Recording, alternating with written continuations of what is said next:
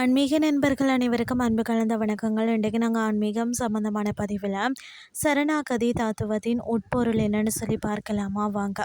வழிபாட்டு முறைகளில் அந்த அடிப்படை மிக சிறந்ததாக கருதப்படுவது ஏன்?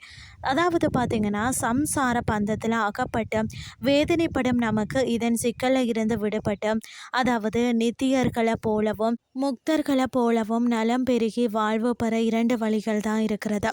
சாத்திரங்கள் பார்த்திங்கன்னா, இந்த 2 வழிகளை பக்தி யோகம் என்றும் சரணாகதி என்றும் எடுத்து கூறுகிறார்கள். அதாவது பார்த்திங்கன்னா, பக்தி யோக முறையை கடைப்பிடிப்பது சிரமம். ஆகையால் சரணாகதி தத்துவத்தை உணர்ந்து பின்பற்றுவது எளிதாகிறது. நாம் உலகத்துக்கு சிக்கலில் இருந்து விடுபட ஸ்ரீமன் நாராயணனின் திருவடிகளை பற்றி கொள்வதே எளிய சிறந்த வழி என்று சாஸ்திரங்கள் சொல்லுகின்றன. ராமாயணத்தில் இப்படி சரணாகதி அடைந்த நன்மை பெறும் பாத்திரங்கள் நிறைய வருகின்றன.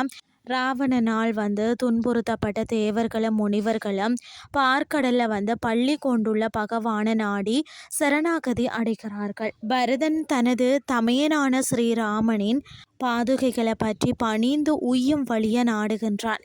தண்டகாரன் பார்த்திங்கன்னா, யவனங்களில் கரதூசணர்களால் துன்புறுத்தப்பட்ட முனிவர்கள் ஸ்ரீராமனிடம் பாதுகாப்பாக சரணடைகிறார்கள்.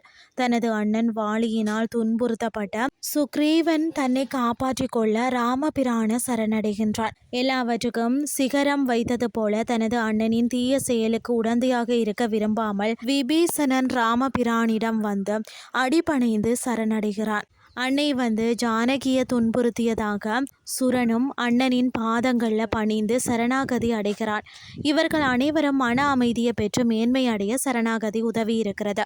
துன்பம் பெறுபவர் சரணாகதி அடைந்தால் அந்த இன்னலில் இருந்து விடுபடுகிறார்கள் என்பது இதனை பெறும் ஸ்ரீராமன சரணடைந்த பேறு பெற்ற நிகழ்ச்சிகள் காட்டுகிறது.